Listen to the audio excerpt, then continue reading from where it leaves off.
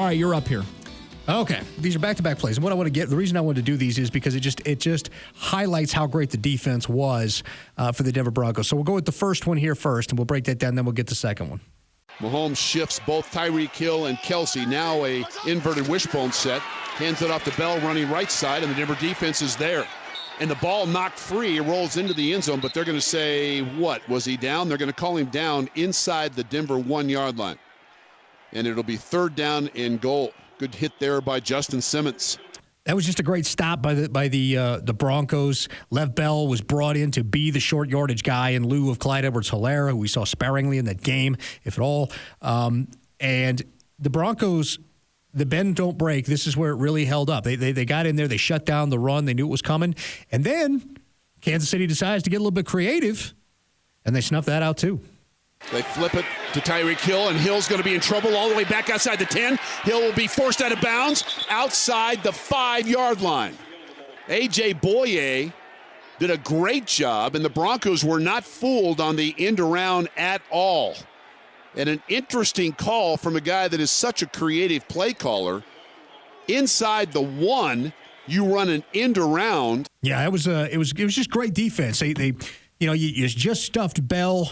And you're at the 1, and you got to worry about that. You got to worry about him come downhill with power on that, and you stayed disciplined. You saw the reverse coming, and you snuffed it out. Tyreek Hill, even with all that speed, you managed to make him make a mistake as he took that step back trying to come around, force him out of bounds, and hold the Kansas City Chiefs to a field goal. Turn touchdowns into field goals. You're not going to stop the Kansas City Chiefs from scoring, but you can stop the way in which they score and turn 7s into 3s. Yeah, people get really fixated on the 450 yards or 447. The yardage doesn't matter. In this case, it didn't matter, and it became abundantly clear as the game wore on. The Broncos kept everything in front of them. Ojemudia was giving Tyreek Hill some of that space because he knew that if he kept him in front of him, they got into the red zone. The Chiefs are actually 18th in the league in red zone. You said it perfect. I mean, one of the things that the Chiefs is they kind of rely on the vertical threat, as you mentioned. They score from outside the red zone. When they get into the red zone, it's not like they aren't still a prolific offense. It's just everything's condensed. And they tend to be more creative. Right. Yeah, right. You can be creative, but at the same time, if your defense kind of stays in their gaps, makes smart decisions, you can play against these guys because the speed no longer matters. Kansas City's aggressive for about the first 70 yards of the field, and then they get conservative once they get inside the 30. And the Broncos noticed that, and they played to that, and that's why they were in that game. All right, I'm going to go to what is deemed a bit of a controversial moment. So this is right before that decision at 4th and 3 at midfield with around 6 minutes and change. Pass to KJ Hamler. It was a good read. KJ had it with both hands.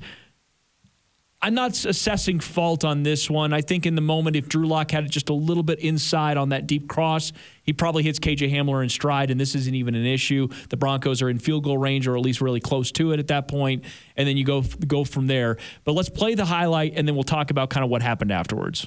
2-by-2 the set.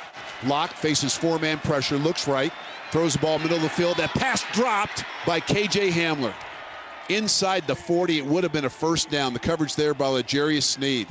And the punt team started to walk out, and then they paused. Let's see. Ball a little bit out in front of KJ Hamler, but we've seen him make catches like that. And the punt team now is on the field for the Broncos. I think what's really unfortunate is KJ Hamler actually had a good game. He broke a couple really brilliant tackles in order to get first down yardage. You don't realize the Broncos didn't have any 3 outs. Yeah. Not 1 3 and out. The entirety of the game. It's probably the entirety of the season that they went an entire game without a 3 and out against the best team in the league, the Super Bowl champion at Arrowhead. Improvement. Absolutely. So, and KJ Hamler was a big part of that. So it's frustrating that he had that drop. Locke had a lot of heat on it. The decision to not go for it on 4th and 3, though, was wrong. I know Vic came out. Fangio doubled down today, but it's wrong. By the math, it's wrong. I understand that you're the worst 4th down conversion team in the league. I understand that there was 6 minutes left in the game, and you had to get a stop either way, even if you scored. But it's better to get a stop with the lead than it is to try to chase points at the end, putting your quarterback, who, frankly, let's admit it, is not Aaron Rodgers, trying to come back and play hero ball.